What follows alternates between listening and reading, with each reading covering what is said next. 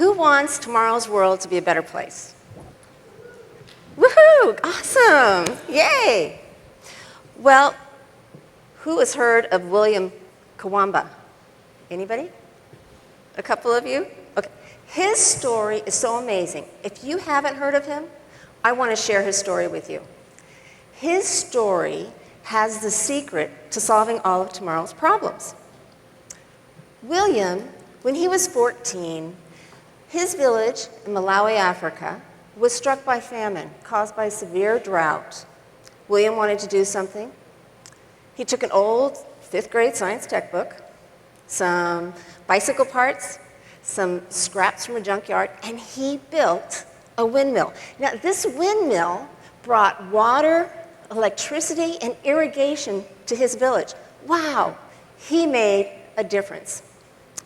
But it's not his windmill that's going to solve all of tomorrow's problems.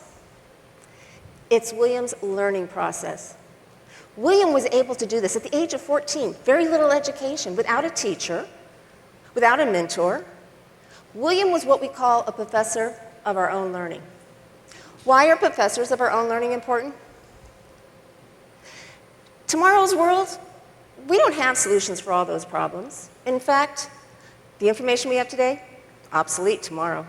So what we need is a generation of Williams, a generation of people who can take bicycle parts, junkyard scraps, and create new knowledge. That's what the world needs. Well, every generation has had a handful of those individuals. Leonardo da Vinci, Einstein. But as our world becomes more and more complex, so do the problems. No longer will a handful of these thinkers be enough. We need an entire generation. So, what is a professor of learning? A professor of learning, as a teacher and a researcher, I've spent the last 30 years exploring this question. During that time, I was lucky enough to teach a whole variety of grades, including second. They're always the cutest. Well, what we did is we created what we call the Da Vinci 5, a series of 5 tools that we use to be professors of our own thinking. It was pretty amazing. These second graders are awesome. So, before we talk about the Da Vinci 5, there are 2 concepts we need to understand. Vygotsky's zone of proximal development and Michael Gelb's embracing ambiguity. Vygotsky. Vygotsky was an early 20th century Russian psychologist who revolutionized our understanding of learning. He describes this zone of optimum learning, the sweet spot, as when a student reaches a point where they need the help of an expert, an adult, a professor to take their knowledge to a deeper level. Well, let me give you an example of that. Jake was working on a math problem, and he got stuck. So his friend said, I'll help you. So his friend talked him through the learning process, and Jake solved the problem. Pretty cool. Well, what's really awesome is that this friend of his did not know how to do division. And yet he had just helped his friend Jake solve a division problem. This friend didn't know division, but he knew the Da Vinci 5. He knew how to be Jake's professor of learning. Now we have embracing ambiguity. Oh, geez. Embracing ambiguity is a term that Michael Gelb used with his research on Leonardo da Vinci. Michael Gelb said that Leonardo da Vinci's success was primarily due to the fact that he embraced ambiguity. Now, what do my students and I say about ambiguity? This is how we define it. Everyone knows, think back, the last time you were given a challenge, you know how you had no idea where to start to solve this problem? You know, the anxiety that you started feeling? That's such a great feeling. Anyways, those are the moments we need to take hold of. Those are the moments where real learning is going to occur. That is ambiguity. Unfortunately, a couple of students and I learned about ambiguity the hard way. It was the beginning of the year, and a student approached me, Jamil. We were doing a brain teaser, and he said, you know, I'm stuck, I need some help.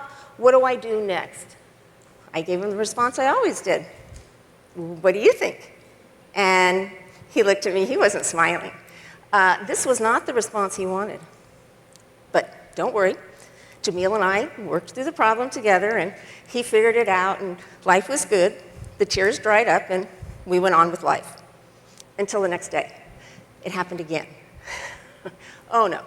And on the third day, it happened again, but this time, it was Maria who started crying. Oh, here I am. What am I doing to these kids? So the first couple weeks of school, I had 2 students who were breaking down every time we did a brain teaser. None of the other kids did, just these 2. What was different about those 2? Both of them were labeled gifted. They had IQs over 130. Here we are in 5th grade. They had never struggled.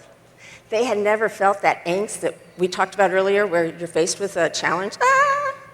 They hadn't faced that yet. So it's okay though. The rest of the students and I, we spent the year finding opportunities to push them into moments of ambiguity. Those 2 students, they spent the year struggling. It was great. By the end of the year, they were really good at it, and there were no more tears.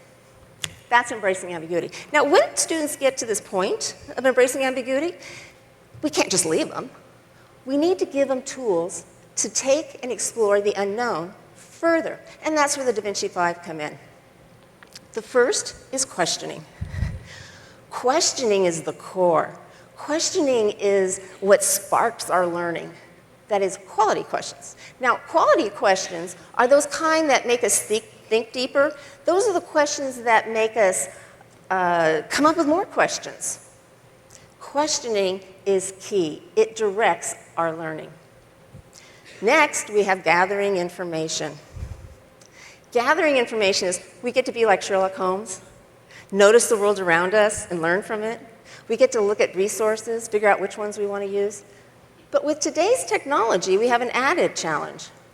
We need to filter through all of this knowledge and figure out what is reliable, what is accurate, and what is relevant. A group of students and I, we were working on prime numbers. I love teaching 5th grade. I get to learn all these things I've totally forgotten. But so we're learning about prime numbers, and sure enough, one of the kids came up with a question, is 1 a prime number? I don't have a clue, but I'm going to find out. So the kids, like all good questions, that sent us off learning. So the kids were off gathering information. One found a website that said 1 was a prime number. Meanwhile, another student found a website that said 1 wasn't a prime number. Oh my gosh, it was so much fun. These kids totally flipped out. How can Google be wrong? Oh, it was just wonderful. So they were just so involved, and this is where teachers, we get to sit back and go, oh, I love this job. Anyways, they spent their time totally engaged, totally learning, exploring, and figuring out whether 1 was a prime number or not. So if you want to know if 1's a prime number, you want to have a good time, go home and Google it. Now, we also have connecting. Connecting is using what we already know to support and make meaning of this new information. Carissa, a 2nd grader, she was up at the board doing a math problem, and she froze halfway through it. Now, 2nd graders, they love being professors of their own learning. They are so cool. 2nd graders just think they are cool, and they really are. Well, the only thing 2nd graders like more than being their own professor is to be somebody else's professor. So when Carissa got confused, she had an entire 2nd grade class ready to be her professor. Carissa, where'd you get the 4? Why'd you subtract? But none of these questions were helping Carissa until somebody said, isn't that like the problem we did Thursday? All of a sudden, Carissa, light bulbs went on, connections back and forth. It was great. Carissa was able to figure out the problem. Next, we have predicting.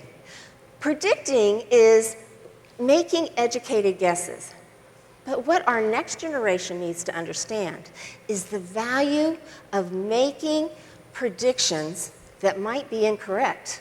Because those incorrect predictions, that gives us information. And we need to value that information. We need to make sure the next generation values it.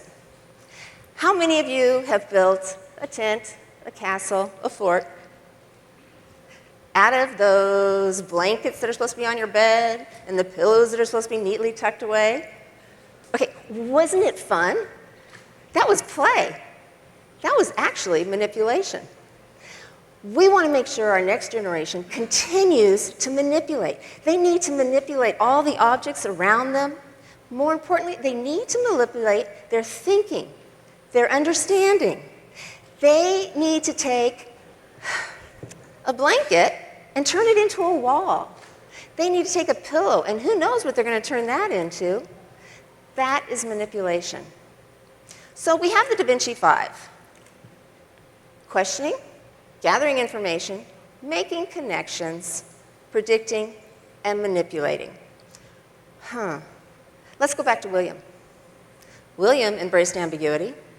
He used the Da Vinci 5 by starting with questioning. And his first question was, how do I bring electricity to my village? Then he gathered information from an old textbook. He connected and manipulated all these little pieces from the scrapyard. And every connection he made gave him new information, gave him a new prediction, which he tried out. And every prediction, whether it was right or wrong, gave him more information. That's being a professor of one's own learning, which is what William was amazing at and still is. So we know the answer to tomorrow's problems. A generation of Williams who embrace ambiguity and use the Da Vinci 5. So where is this generation? It's the generation right here, right now. Who's going to teach them? This is the best part of all. Every single one of us is responsible for their education. Every single one of us has a responsibility. We have a part, we have a role, and it is up to us whether tomorrow's problems will be solved, because it is up to us to support the next generation of professors of their own learning. So here's what we can do. We can start right now. The first thing we're going to do, we need to embrace our own ambiguity. We need to be faced with a challenge and say, take a deep breath and go for it. Second, the most important, is we need to make sure this next generation knows we believe in them. How do we tell them we believe in them? Stop answering their questions. Let them struggle. Every time you answer a child's question, you're telling them, I don't think you can figure it out yourself. I better give it to you. We need to stop that, because you know what? This next generation, they're perfectly capable of coming up with their own solutions. So we need to stop answering their questions. Let this generation struggle. Let them question. Let them gather information, make connections. Let them predict. Let them manipulate. Let them practice, like our 2 fifth graders. Let them practice being in that state of the unknown. Let them practice finding solutions. Now, everyone, close your eyes. See William, see his windmill. Now visualize a world full of William's windmills. Imagine what a world would be like with a generation of Williams, what they can create once they learn how to embrace ambiguity, use the Da Vinci 5, become professors of their own learning. Thank you.